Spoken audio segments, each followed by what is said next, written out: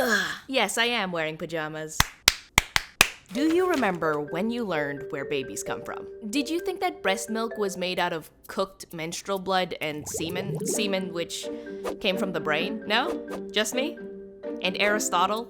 And Leonardo DaVinci? That's right, some of the greatest minds humanity has ever seen had no idea where babies come from. In fact, humans have been making babies for over 315,000 years, but we've only known how it works for the last 150. In this video, we are looking at the grave-robbing, wild misconceptions, and cool history that led to scientists first learning what you found out in an outdated school textbook or some Google search results: how babies are made.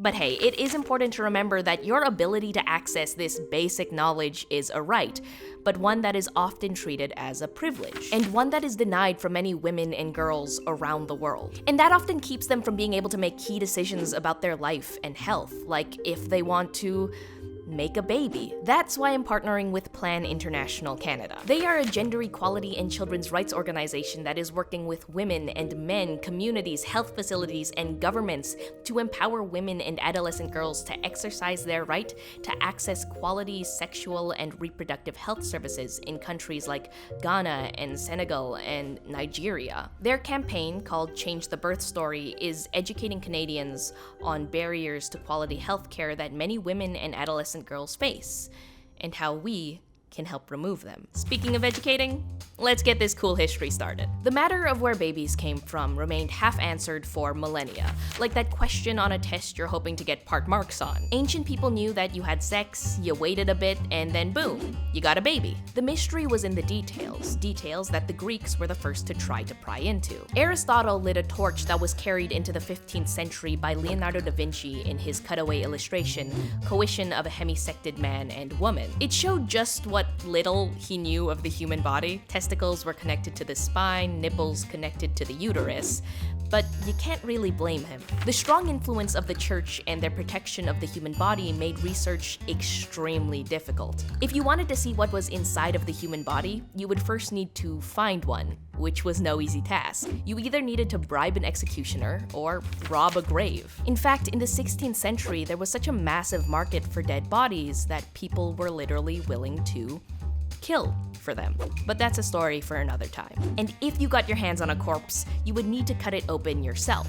Needless to say, not a lot of people were up for the task, except for Andreas Vesalius, who I think looks a lot like Tyrion from Game of Thrones. Is that just me? He was anything but squeamish. He even mocked doctors for preparing bodies in ways that were troublesome, dirty, and difficult. It kinda sounds like he's talking about a math problem instead of a corpse. But his attitude honed his skill and knowledge, which he imparted in his masterpiece on the fabric of the human body, making him the father of modern anatomy. But the thing about human reproduction is that it starts off small. Really small. A human egg is 0.1 millimeters. Sperm is half of that, so you couldn't blame Vesalius for missing it. He probably wasn't even searching for it, because the idea of mammals having eggs was unheard of. Reptiles laid eggs. Birds laid eggs. Humans were special. They couldn't have eggs. The first man to really try and make the connection was William Harvey. He believed that everything must come from an egg, a small cluster of cells growing in the uterus. It's not the same as the modern definition, but it's the first step on the right track. Unfortunately, because it's so small, he was never able to find an egg. So he ended up with our first wild misconception. Women conceived as by contagion. As in, you know how in the past people just used to get the plague for no apparent reason? Well, he figured that if a woman was around semen, it just activated her pregnancy. Yeah. Shortly after Harvey died, REINIER de GRAAF did what he could never do: find the mammalian egg. He found evidence that the biological female reproductive system has more in common with other female mammals than biologically male humans. And that was wild. It might seem like a natural thought now, but people used to think that women were just inferior, incomplete men. Nobody believed that women were an essential part of the child-making process other than being a container. Nobody except de Graaf, 17th century feminist. But where de Graaf honed in on the egg, he found his opposite in Antony van Leeuwenhoek, champion of the sperm. Weird phrasing. This entire episode is weird phrasing. Anyway, Leeuwenhoek was a genius with this new invention, the microscope. He discovered a whole new tiny world. And after a night of lovemaking with his wife, he turned his lens towards his, semen. He had sex with his wife and kind of went, whoop, science. But in doing so, he discovered the sperm cell, and thus began a century-long war between the ovis and the spermis. Ovis believed that the egg was the embryo and the sperm was just an activation. Spermists believed that the sperm was the embryo and the egg just provided nutrition. And it gets weirder because we now have wild misconception number 2. Humans are just nesting dolls. You see, by this point, the church still had a massive influence, so the idea that the sperm and egg work together somehow to create life was a slap in the face. God makes life, not humans. So this belief worked its way into the ovis-spermis dispute, where if you look into any ovaries or testicles, into an egg or a sperm cell, you would find another human, with ovaries or testicles, which contain eggs or sperm cells, which contain another human, and so on for each and every human God had ever planned to make. This theory was called preformationism, and so for a century, scientists lost sight of the goal. The question shifted from how are babies made to what is more important, egg or sperm. Things only started moving forward in the 18th century when the Enlightenment rolled around. 2 celebrity scientists learned of Newton's law of attraction and turned it towards the human body. They were Pierre Maupertuis and Georges-Louis Leclerc, who you might remember as Count Buffon. He famously got into a fight with Thomas Jefferson over the existence of moose. Meese? Mooses? Either way, I made a video about it, which you can watch over there. Anyway, they believed in our third wild misconception. What ovis believed was the egg was actually female sperm, the perfect counterpart to male sperm, and it was only when the two came together did conception ever occur. Now, this two-semen theory had actually been around since Aristotle, but what stopped it before was that it just seemed so random. Where preformationism showed God's plan with these tiny cells, the two-semen theory suggested that life was simply the result of 2 cells running into each other by some non-sentient force. That idea was heresy. But with the Enlightenment weakening religious influence on the pursuit of knowledge, suddenly the two-semen theory was a lot more believable. It also helped that people were starting to remember that children look like both of their parents, so it should be impossible for only one of them to contain the entire embryo from the very start. Anyway, now all of the pieces were in place. We've got eggs and sperm and their need to spontaneously collaborate. Now we just needed to figure out how. And proof. Science always needs proof. That's where Lazzaro Spallanzani comes in. He was a curious man with a love for wacky experiments, and the one I'm sharing today might be the wackiest. With careful hands, he stitched silk boxers for frogs to use as full-body condoms. He had his fancy frogs and his naked frogs made with female frogs and discovered that the eggs from the naked frogs' partners were the only ones to develop. He followed up by gathering semen from the used frog boxers and rubbing it onto the eggs. They also developed. He tested the egg with other things, including blood, wine, juice, and electricity. The egg didn't develop. This meant that contact between semen and egg was required. You couldn't get pregnant as by contagion.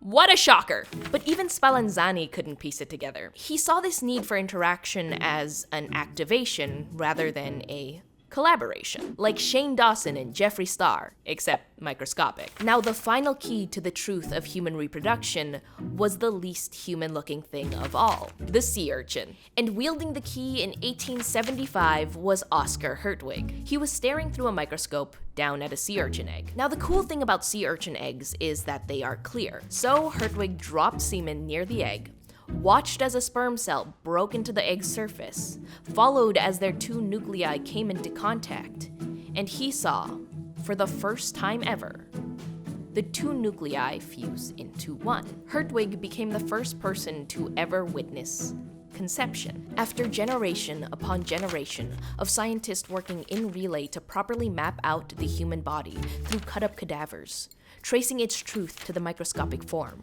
and then searching for that one nearly invisible, miraculous moment of conception, it was done. Finally and forever, we figured out where babies come from. And now you could find the culmination of centuries of work with a quick search on Google. I love that! I believe that it is a right for humans to have easy access to the answers they seek. For this video, I needed to find books written 600 years ago. I found them in a library 10 minutes from my bed. Heck, most of the time I don't even need to leave my bed because answers can be found at the tips of my fingers through the internet. It's hard to imagine not having that. But that is the reality for so many children around the world, especially girls. There is just barrier after barrier between them and education. Education which I genuinely believe is the first step towards empowerment. Right now, the birth story for many young women in the developing world is that complications during pregnancy and childbirth are their leading cause of death. They often have little say in if, how, with whom, and how many children they are going to have. And for the ones who have children, restricted healthcare puts them and their babies at risk. 2.7 million newborns die each year, and 830 women and girls die from preventable complications during pregnancy and childbirth every day. I'm gonna be honest, I know a fair amount of stuff, but I didn't know that. Did you?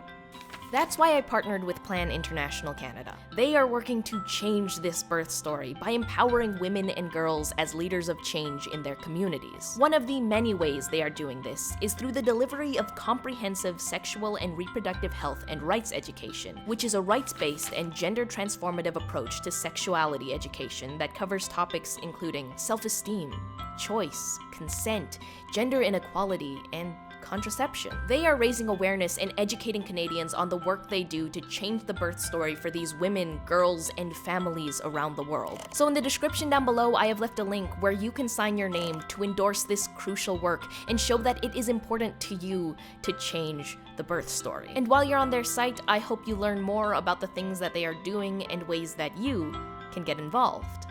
Anyway, that was just some cool history on baby making. I would be remiss not to mention The Seeds of Life, which is a book by Edward Dolnick. It was the primary resource for this video. I actually rented the book, but then, got overdue. Had to pay some fines at the library. Anyway, I highly recommend it. It is a super fun read. In the meantime, though, please be sure to do what you do to videos that you like. Sign your name to change the birth story, but either way, have a lovely day.